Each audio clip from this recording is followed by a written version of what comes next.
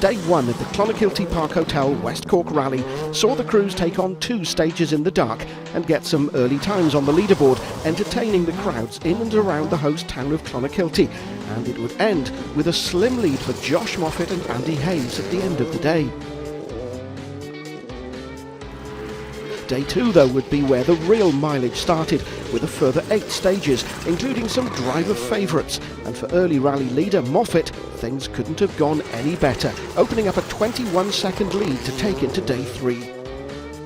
Second and third would swap hands throughout the day, Eddie Doherty and Tom Murphy eventually ending the day in that second place with an advantage of just 8.5 seconds over Callum Devine and Noel O'Sullivan. The Skoda pair had briefly moved into second place, but by the end of the day would be back rounding out the podium places.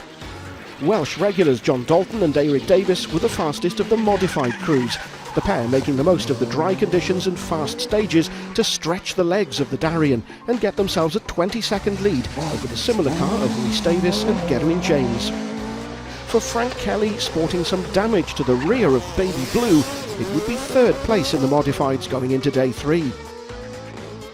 By the end of Day 2, it was a significant lead in the RC3 class for Casey J. Coleman and Ayrton Sherlock, almost 2.5 minutes in the lead of the class after 10 stages. The third and final day of the event has 6 more stages in store for the crews, including Sam's Cross and Ardfield, but with almost 100 kilometres of stage miles to go, none of the crews can take anything for granted, and whoever tops the podium back at Clonakilty on Sunday evening will have earned it.